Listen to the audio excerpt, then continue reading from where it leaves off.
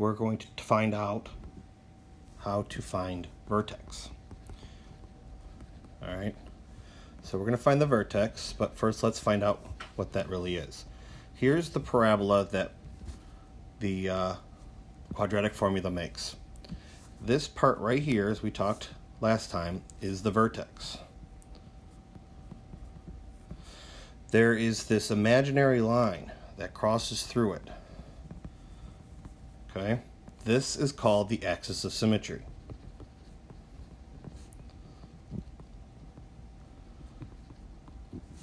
Axis of symmetry is a line, imaginary, that crosses through the vertex and splits the graph in half.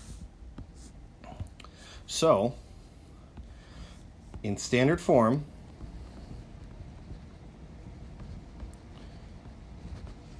which is that ax squared plus bx plus c, to find the axis of symmetry,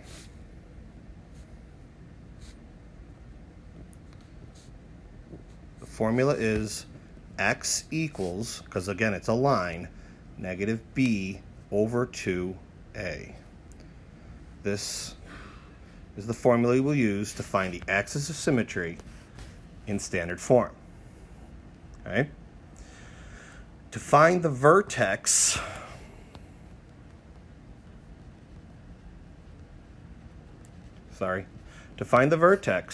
you're going to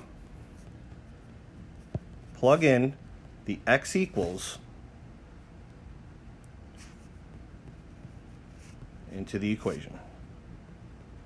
Okay? That's what you're going to do today.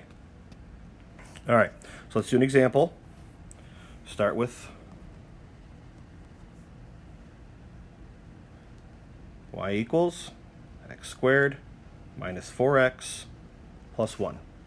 Now all we're going to do here is find the axis of symmetry and then find the vertex, and that's what we're doing. So what I'm going to do here is I'm going to label A, B, and C so I know where they are. So x equals negative b. Now notice that the negative's on the outside and b is negative 4 over 2 times a. All right, sorry, I'll change colors here. So you have positive 4 over 2, 2. So your axis of symmetry is x equals 2. Okay, so I have to change screens here to find the vertex, but we're going to find the vertex by plugging it back into this equation. So y equals, the axis of symmetry was 2 squared minus 4 times 2 plus 1.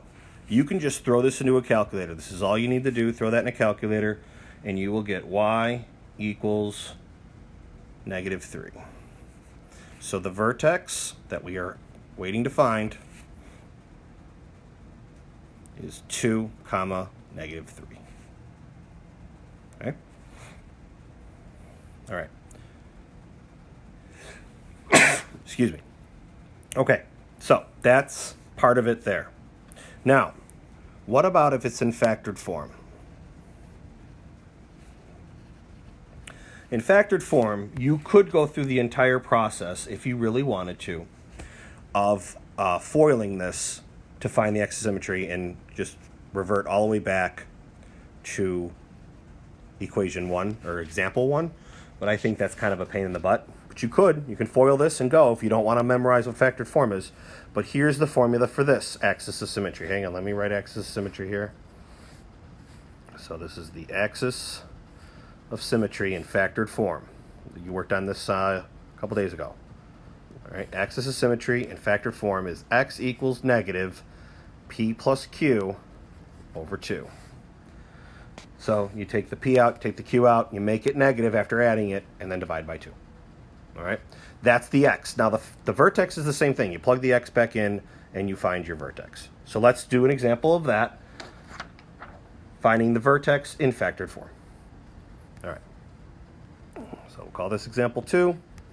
Find the vertex in factored form. Y equals, we'll start nice and easy, x plus 3, and x plus 7. P is 3, Q is 7. So x is going to equal negative 3 plus 7 over 2. should change my colors.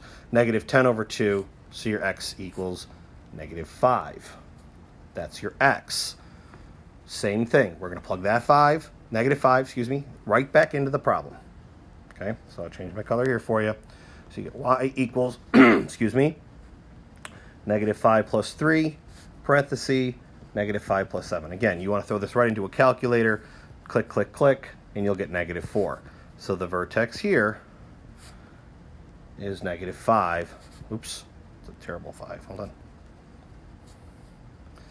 Negative 5. Oh, man. There we go. Negative 4. All right.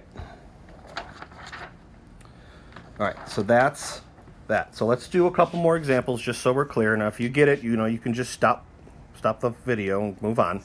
But let's move on to a couple more examples just to do what we're doing here. Okay. All right. So example 3, y equals negative 3x squared plus 6x plus 4. All right. A is negative 3, B is 6, C is 4, axis of symmetry. Let's change colors here. Axis of symmetry, negative B over 2A. All right. So that's negative 6 over negative 6 is 1. So x equals 1 for our axis of symmetry.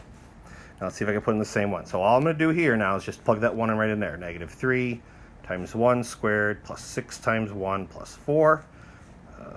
4. Sorry. And then y is going to equal 7 here. So your vertex, this is terrible, huh? And your vertex, wow, you know what? Sorry, I'm going to move to a different screen because this is just terrible. So if you wrote that down, that's fine, but let's just move on to a new screen here. All right, here we go. Y equals negative 3 times, I already forgot, what was it? 1 squared plus 6 times 1 plus 4. Y equals 7, so your vertex is 1, 7. Okay, that again was standard form. So I'll show you one more time. Back here, standard form, you found is 1. X equals 1 is your axis of symmetry. Plug it in to find your vertex. Okay, one more. All right. Y equals negative on the outside. X minus 8. X minus 6. So your P here is negative 8. Your Q is negative 6. So to find the axis of symmetry, x equals negative 8 plus negative 6. Okay, so you see how I added the two negatives together. It's going to change its sign when we're done. So you get negative 14 over 2, so x equals positive 7. Double negative here, guys. Double negative right there. Okay, x is 7. Again, last time. I'm going to throw this into the equation.